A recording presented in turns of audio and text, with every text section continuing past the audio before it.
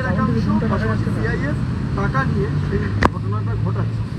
একজন পুলিশ সরকারকে ভালোবাসে, তারা সরকারকে ভালোবাসে। তৃণমূল কংগ্রেসের আমি অবৈধ লেনদেন ছেড়ে দিলাম।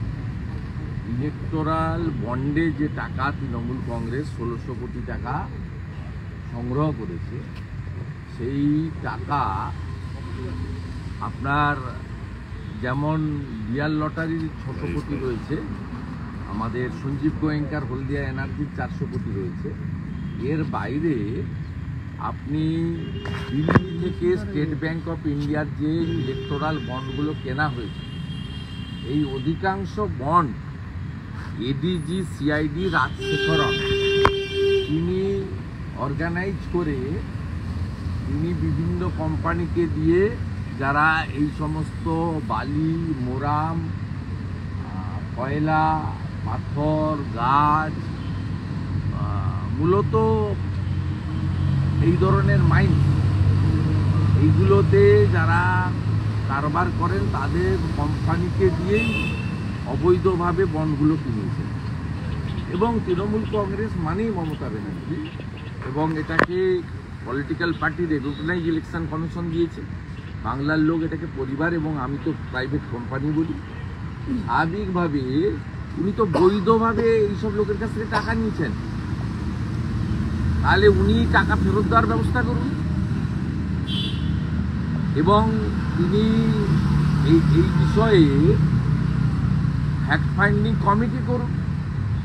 2021 সালে ক্ষমতায় আসার পরে, ক্ষমতা আসার না আগে 2020-তে কোভিডের পারচেজিংয়ে তিনি আলাপন বন্দ্যোপাধ্যায়ের নেতৃত্বে কমিটি করেছিলেন। 21-এর পরে আলাপনবাবুর ফ্যাক্ট ফাইন্ডিং কমিটি তো সামনে আসেনি। তদানীন্তন গভর্নর বারে বারে রিপোর্ট চেয়েও পাননি, আমরা অ্যাসেম্বলিতে তুলেও রিপোর্ট পাইনি। উনি কোথায় হাত দিবেন? উনি এই যে কথা বলছেন, এটা তো নিজের প্রতি নিজের অনাস্থা জ্ঞাপন করা। এবং আমি প্রমাণহীন টাকা ছেড়ে দিলাম। ইলেকটোরাল বন্ডে এইসব কোম্পানির কাছ থেকে তৃণমূল কংগ্রেস টাকা নিয়েছে, স্টেট ব্যাংক অফ ইন্ডিয়া থেকে বন্ড পাওয়া যায়। এটা তো পরবর্তীকালে সুপ্রিম কোর্টের হস্তক্ষেপের পাবলিক ডোমেনে এসে গেছে। অতএব উনি কাকে কার বিরুদ্ধে বলছেন? তো স্ববিরোধিতা। এ তো আরবান এলাকায় ৭৪টা মিউনিসিপ্যালিটিতে ভারতীয় জনতা পার্টি এগিয়ে আছে লোকসভা ভোটের নিরিখে, 5টাতে বাম কংগ্রেসের এগিয়ে আছে পৌরসভা। এই 120টা পুরসভা কর্পোরেশনের 75% জায়গায় তৃণমূল কংগ্রেস হেরেছে।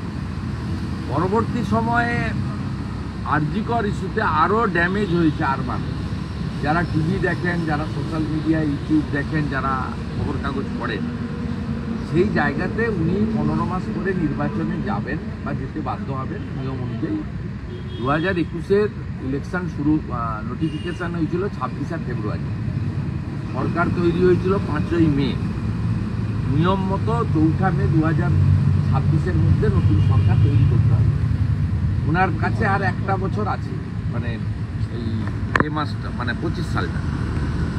এবারে উনি আরবান কনসাস পিপল, যারা তৃণমূল প্রতিষ্ঠার আগে কংগ্রেসকে ভোট দিত, কখনো সিপিএমকে ভোট দেয়নি, পরবর্তীকালে তৃণমূলকে ভোট দিয়েছে, তারা প্রথমবার 24 সালে শহরে অনাস্থা প্রকাশ করেছে এই সরকারের উপরে। বিভিন্ন ধরনের অর্থনৈতিক কেলেঙ্কারি, রিক্রুটমেন্ট স্ক্যাম, পার্থ চ্যাটার্জি, বিচিত্র মল্লিকদের জেলে যাওয়া, শাহজাহান কাণ্ড, এসব মিলে তখন আরজিকর হয়নি। তা স্বাভাবিকভাবে উনি যেটা করছেন এটা ড্যামেজ রিপেয়ারিংয়ের চেষ্টা, কিন্তু এতে স্ববিরোধিতা আছে। সঠিক তথ্য তিনি দিচ্ছেন না, আমি উনাকে ধরিয়ে দিলাম। উনি যদি সত্যি ট্রান্সপারেন্সি রেখে এগুলোর ইতি টানতে চান, তাহলে ইলেকটোরাল বন্ডে ওনার পুলিশের লোকেরা, কিছু আইপিএস অফিসাররা, কিছু আমলারা যে টাকা তুলে দিয়েছেন ইলেকটোরাল বন্ডে, সে টাকা বলুন। তিনি এত বড় লটারি কাণ্ড হলো, 4,500 কোটি টাকা স্টেট জিএসটিতে রাজ্য সরকারকে দিয়েছে, এই মার্টিন ডিয়ার লটারি এত বড় রেড হলো, 12,41,00,000 টাকা নগদ এবং আরও কয়েক কোটি টাকার ফিক্সড ডিপোজিট পেল এনফোর্সমেন্ট ডাইরেক্টরেট। তাদের যাই প্রেস ব্রিফিংয়ে আমি দেখেছি, সে ব্যাপারে কোনো বক্তব্য নেই। 600 কোটি টাকা ওই লটারি থেকে উনি নিলেন, তো বৈধভাবে নিয়েছেন। উনি এগুলো কেন বলছেন? উনি তো লটারি থেকে 600 কোটি টাকা ইলেকটোরাল বন্ডে নিয়েছেন, সেই লটারির লোক ধরা পড়েছে। যুব সমাজকে এবং ডেলি রোজগার করে আনা প্রান্তিক পিপল, মানে যারা জনগণ, হকার হতে পারে, টোটো অটো চালক হতে পারে, রিক্সা পুলাস হতে পারে, বা মেড সার্ভেন্ট হতে পারে, যারা একবারে প্রান্তিক, মানে 300 টাকা গড়ে হয়তো ডেলি রোজগার করে, সেই লোকেদের সর্বনাশ হয়েছে লটারিতে। সর্বনাশ হচ্ছে মদের পাউচে। আপনি এগুলো নিয়ে বলছেন না কেন? আপনি এক্সাইজে beverage corporation of India Bengal তাকে তুলে দিলেন, সেটা সরকারের কর্পোরেশন। আপনি দিল্লি এক্সাইজ পলিসির মতো এখানে 4টে ডিস্ট্রিবিউটারকে ডেকে আনলেন মদের জন্য। আমি 3বার RTI করেও এক্সাইজ পলিসি আপনি আমাকে দিচ্ছেন রাজ্য সরকার। আপনারা তো লুকাতে চাইছেন, আপনি নিজে দুর্নীতি করছেন, প্রোটেকশন দিচ্ছেন, এবং দুর্নীতির টাকায় আপনার দল চলছে। প্রত্যেকটা নির্বাচনে যে এত টাকা খরচ করা হয়, এই জন্যই হচ্ছে। আমি আপনাদেরকে আবার সেদিন বলেছিলাম, আবার আজকে বলছি, আলাদা করে প্রেস কনফারেন্স করে বলবো, পাবলিক হেলথ ইঞ্জিনিয়ারিংয়ে জল জীবন মিশনে ঠিকাদারি সংস্থা যে টেন্ডার পেয়েছে, তিনি কাকদ্বীপ স্টেট ব্যাংক অফ ইন্ডিয়ার ব্রাঞ্চে আইপ্যাককে 2021 সালে 12 কোটি টাকা দিয়েছে। এই আইপ্যাককে আপনি সাইকেল নিয়ে যে কেলেঙ্কারি পশ্চিমবঙ্গে আছে, এই যে সাইকেলগুলো 20 লক্ষ করে সাইকেল পারচেজ হয় বাংলাদেশে, গত 5 বছর ধরে এই পারচেজ হয়। এর একটা বড় টাকা কেন্দ্রীয় সরকারের আছে। ব্যাকওয়ার্ড ডেভেলপমেন্ট, যে ডেভেলপমেন্টের টাকা, SC ডেভেলপমেন্টের টাকা, ST ডেভেলপমেন্টের টাকা, মাইনরিটি ডেভেলপমেন্টের টাকা, সেই টাকা নেন আর কিছুটা রাজ্য সরকার দিয়ে, ম্যাক্সিমামটাই সেন্ট্রালে। আপনি একটা সাইকেল কিনেছেন 7,948 টাকা, 5 বছর সেম রেট নেই। আমার কাছে পূর্ণ তথ্য আছে, আমি আবার বলে দেব। আপনি এমন কোনো জায়গা পাবেন না, শুধু ওইসব বালি টালি কয়লা টয়লা বলে কিছু হবে না, এমন কোনো জায়গা পাবেন না আপনার এতে যেখানে আপনার প্রত্যক্ষ মদতে আপনার দল এবং আপনার ঘনিষ্ঠ লোকেরা, আপনার ক্লোজ পারিবারিক লোকেরা, যাদেরকে আপনি রাজনীতিতে এনেছেন, তারা এই রকম সিন্ডিকেট করে টাকা তুলছে না, এমন কোনো জায়গা আপনি পাবেন না। আপনি বিরোধী দলনেতাকে আহ্বান করুন, যদি আপনার নোটিশে না থাকে। আমি তথ্য সরবরাহ করার কাজ আপনাকে করব, কিন্তু তার আগে ইলেকটোরাল বন্ডে আপনি যে সমস্ত চিটিংবাজের টাকা নিয়েছেন বৈধভাবে, যার প্রমাণ নেই, যা চোখে দেখা যাচ্ছে না, সেটা আমি বলবো না, বৈধভাবে যে 1600 কোটি টাকা আপনি নিয়েছেন অবৈধ সংস্থাগুলির কাছ থেকে। হলদিয়া এনার্জি অবৈধ নয়, তারা মনোপলি বিজনেস করে, তারা তাদের মনোপলি রাখার জন্য দিয়েছে, কিন্তু বাকি যে ডিয়ার লটারি, মার্টিন লটারি থেকে সমস্ত মাফিয়াদের টাকা থ্রু ইলেকটোরাল বন্ড বৈধভাবে আপনি নিয়েছেন।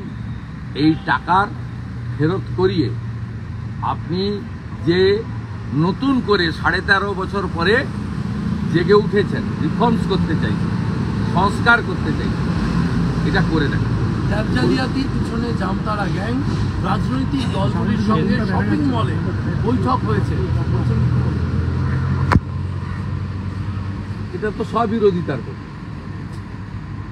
ট্যাবের টাকা এক্সক্লুসিভলি আপনার স্টেট গভর্নমেন্ট, তাদের যদি কোনো গ্যাং পলিটিক্যাল লোকদের নিয়ে মিটিং করে থাকে, সেটা তৃণমূলের লোক, সেটা শিক্ষা দপ্তরের লোক বা উনার ফিনান্স দপ্তরের লোক, তার সঙ্গে বিরোধীদের কোনো লেনাদেনাও নেই। আর যদি ওনার কাছে প্রমাণ থাকে, উনি এতটা জেনে থাকেন, উনি প্রকাশ করুন। যদি বিরোধী দলের কেউ থাকে, বিরোধী দল, আমি যে দল করি, আমি দলের সর্বোচ্চ নেতৃত্বকে দিল্লিতে বলবো ব্যবস্থা নিতে। আর আপনার দলের যদি কেউ থাকে, যেহেতু আপনাদেরই স্টেট গভর্নমেন্ট, আপনাদেরই মানে সরকারের টাকা, সরকারি ব্যবস্থায় control by the finance department, treasury, education department, headmaster মশাইরা, স্কুলের ম্যানেজিং কমিটি, কোথাও ভোট হয় না, স্কুলের ম্যানেজিং কমিটি আপনি ইলেক্টেড ম্যানেজিং কমিটি তুলে দিয়েছেন। ডক্টর বিধান রায় যেটা করেছিলেন, আপনি নমিনেটেড করেছেন। সব কমিটিতে 100তে 100 আপনার লোকরা আছে। 2-4টে অনেক থাপার লোক পাহাড়ে থাকতে পারে, বাকি সবটা আপনার লোক আছে। ন্যাচারালি আপনি নাম প্রকাশ করে তাদেরকে সাসপেন্ড করে গ্রেপ্তার করুন, এই দাবি করব। তাহলে আপনার বলা কথার মধ্যে কাজের মিল থাকবে এবং নিশ্চিতভাবে মানুষ আপনাকে বলবে যে উনি এখন নিজেকে শুধরে নিতে চান, পিউরিফাইড করতে চান, সংস্কারিত হতে চান।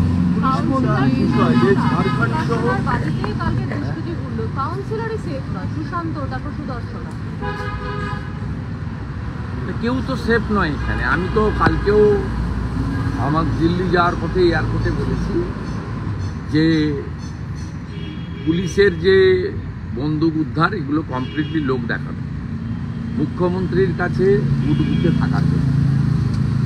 কারণ এবং সব বন্দুকই মালখানা। এবং শুধু বিজেপি নেতারা তো এতদিন টার্গেট ছিলেন, আছেন। এখন টার্গেট হচ্ছেন তৃণমূল কংগ্রেসের হিন্দু নেতারা। তাতে সন্দেশখালী মানে আমাদের যে রিজার্ভ সিটের এমএলএ, তিনি আক্রান্ত হয়েছেন, মিনাখার এমএলএ আক্রান্ত হয়েছেন, এবং এখানে সুশান্ত ঘোষ, তিনি কাউন্সিলর অনেক দিনের, তিনি আক্রান্ত হয়েছেন। এই পুলিশ মন্ত্রীর যে পুলিশের একাংশ দুর্নীতিতে যুক্ত বলার পরই আজকে দেখা গেল বরামনির আইসিকে তাকে সরিয়ে দেওয়া হলো। আমি কালী পুজোর উদ্বোধনে গেছিলাম বারাবণীতে।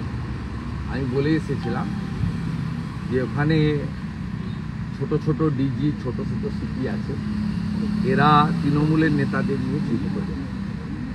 আমি এই যে সাসপেনশন হয়েছে, এটাকে প্রথমত সঠিক বলবো, দ্বিতীয়ত বলবো এই চুনোপুটি মেরে কিছু হবে না।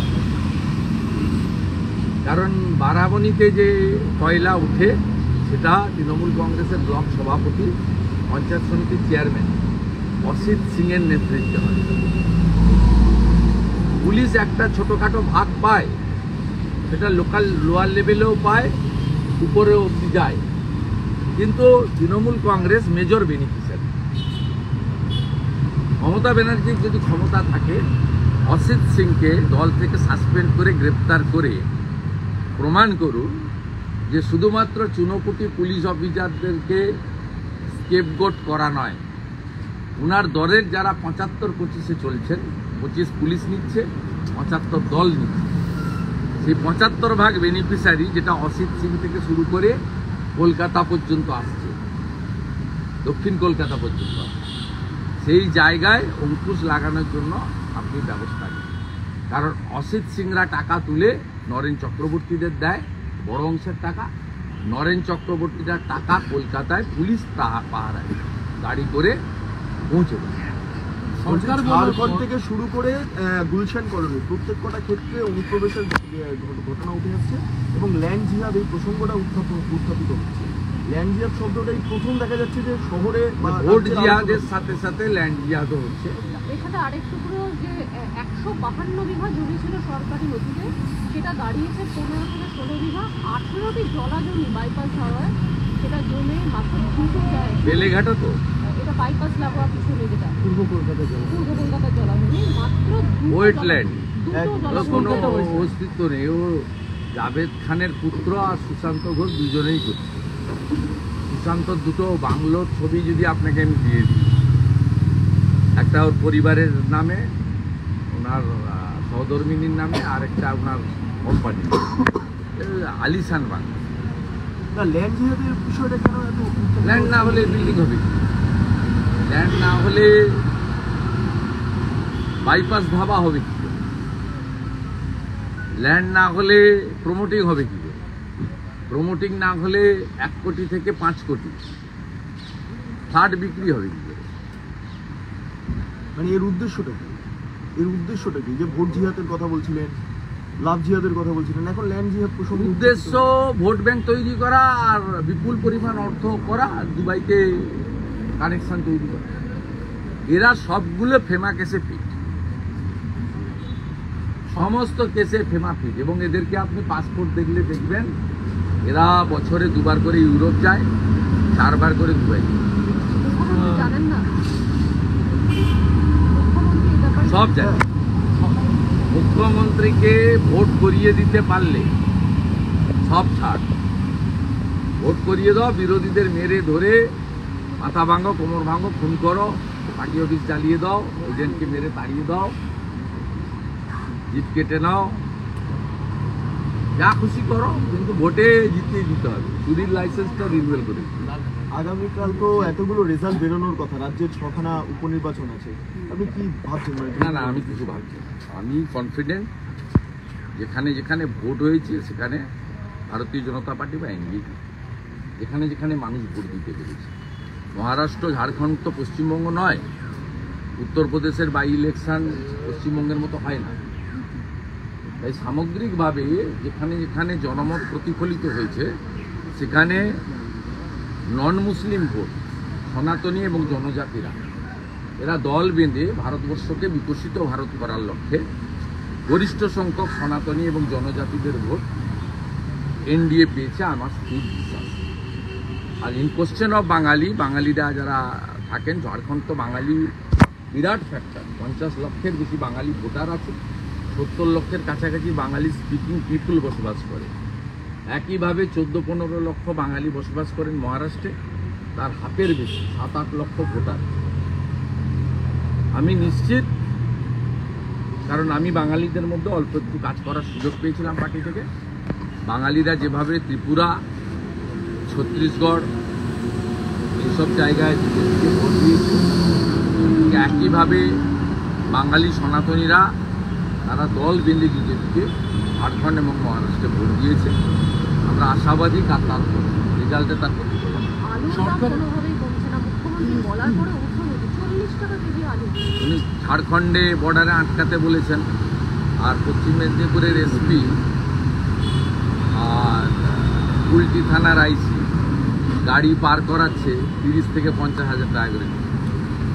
এক তো এইভাবে দেশের মধ্যে আটকানো যায় না, আর দ্বিতীয়ত হচ্ছে গতবারে যখন আলুর গাড়ি আটকেছিলেন পশ্চিম মেদিনীপুরে, পুলিশ কয়েক কোটি টাকা তুলে নিয়েছে গাড়ি পাচার করে। আমি বাজার নিয়ন্ত্রণ করা এবং আলুর বন্ড বা আলু যেখানে হিমঘরে মদত জমা আছে, কারণ মূলত পশ্চিম মেদিনীপুরের গড়বেতার দিকটা হয়তো নয়, কিন্তু আপনার পূর্ব বর্ধমান এবং আমাদের হুগলি বেল্টে এই আলুর সমস্ত বন্ড তৃণমূলের নেতারা কিনে নেন। তাতে উত্তম কুণ্ডু, স্বপন সামন্ত, বেচারাম মান্না এরা ভালো বলতে পারবেন যে খেলাটা কোথায় হচ্ছে। মুখ্যমন্ত্রী বলার পর আজকে দল থেকে বার্তা, মুখপাত্র জানিয়ে দিলেন 26-এর পর আমরা 250 আসন নিয়ে এসে পুলিশের যারা বুকে সিপিএম নিয়ে রয়েছেন এখনো, তাদেরকে দার্জিলিং ও সুন্দরবন পাঠাবো, বা কীভাবে পাহারা দিতে হয় আপনারা শিখে যাবেন। ধমক দিচ্ছে।